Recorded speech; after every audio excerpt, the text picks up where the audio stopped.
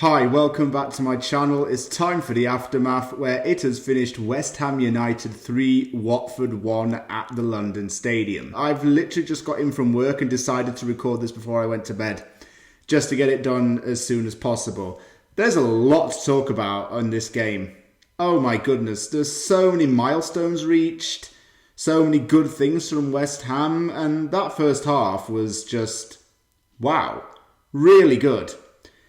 Overall impression of the game, West Ham needed the win. They got the win. It means that they are mathematically safe and will be playing Premier League football next season. The only way West Ham will go down now is if something like Aston Villa winning 12-0 is going to happen. And, well, it's not going to happen. It's very, very unlikely. So West Ham's safety is mathematically guaranteed based on the goal difference. So overall, it's been a really good day, really good game. Let me get straight into the action. The starting lineup was pretty much the same as it was for the Norwich game. There was just one change in the team. Ryan Fredericks was replaced by Ben Johnson because Fredericks failed a late fitness test. Johnson with his second ever appearance for the Hammers. I was really looking forward to seeing Johnson play.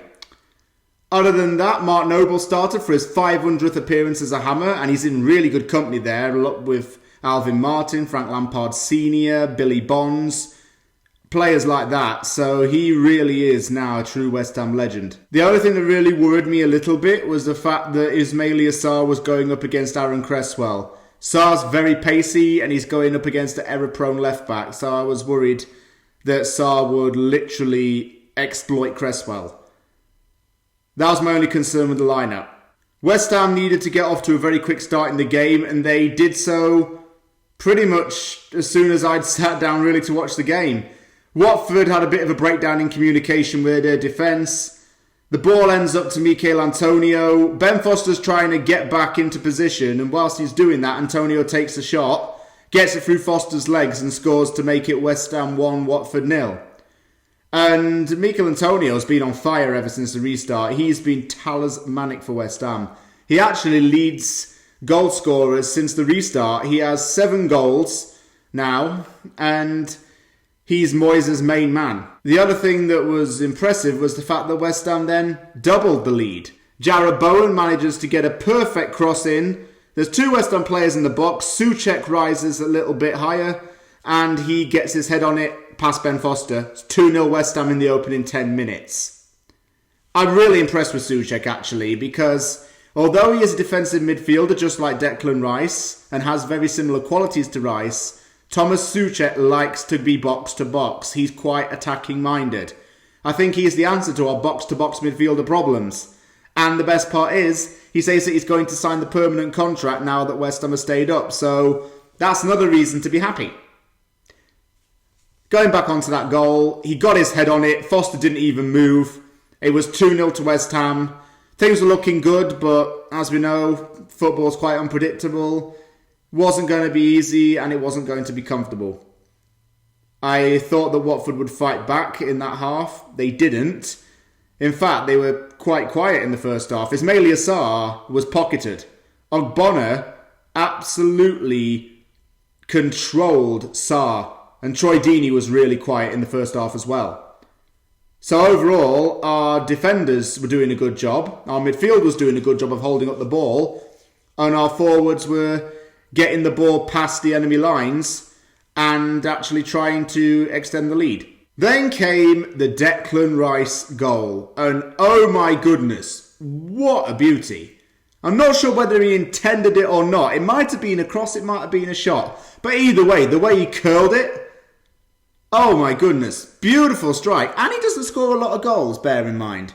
So that was even better. That's the best one he's scored yet. And his celebration was quite significant as well. And I'm going to touch on this. Declan Rice and some of the West Ham players went over to the bench and hugged David Moyes. Now that tells me that the players warm to David Moyes, they respect him, and they really like him as a manager. And I think that Moyes honestly deserves a lot of credit for the way he's put steel into this team. Watford had it all to do at this point, but West Ham were looking really comfortable. Very free-flowing, attacking, threatening first half. A lot of damage was done. I had this sneaking suspicion that Watford would come out fighting in the second half, and, well, I was right about it. They're 3-0 down at half time. It's not looking good for them. They needed to respond, and they did it quite quickly. Scrappy goal from Troy Deeney, but they managed to pull one back. Decore took a shot. Fabianski saved it, comes back off the post, and Deeney fires it in. At that point, I was thinking to myself, please no, please no. Because Watford really started to come to life in the second half.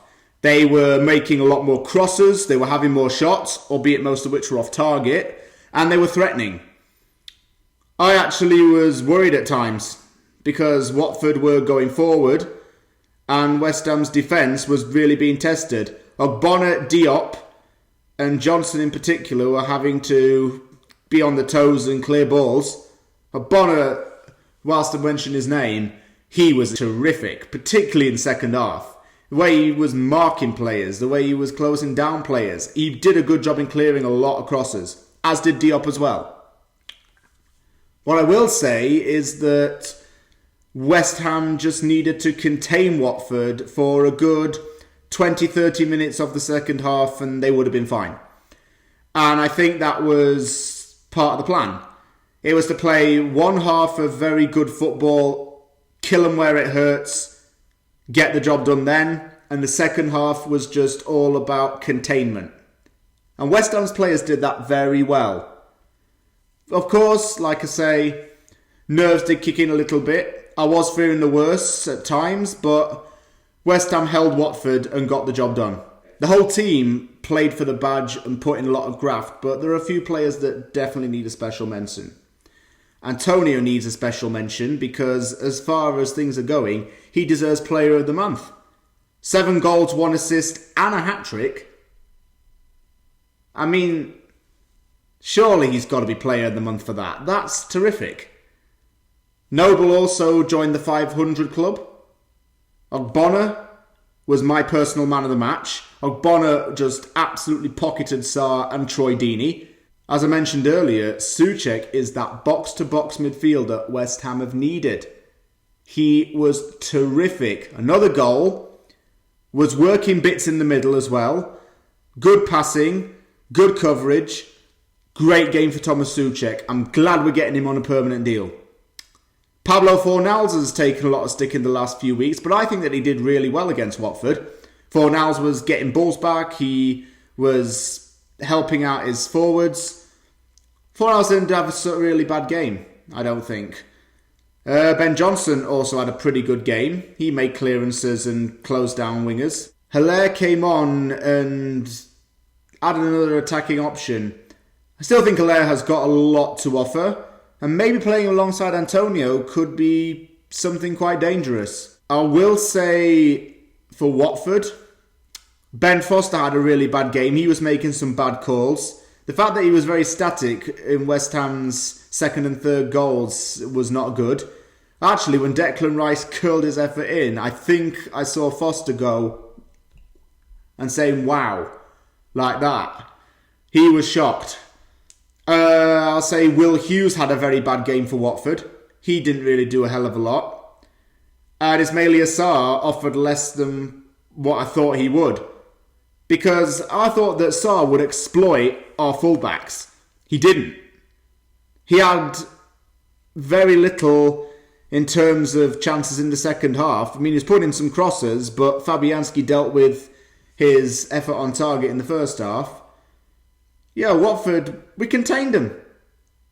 We did what we had to in the second half, and it was enough to get all 3 points. Thank you very much for watching this episode of The Aftermath. I'll be previewing the Manchester United game next week. I'll be filming that either Sunday or Monday at the absolute latest. If you like the video, hit like, subscribe for more content. Thanks very much, take care, I'll see you all soon.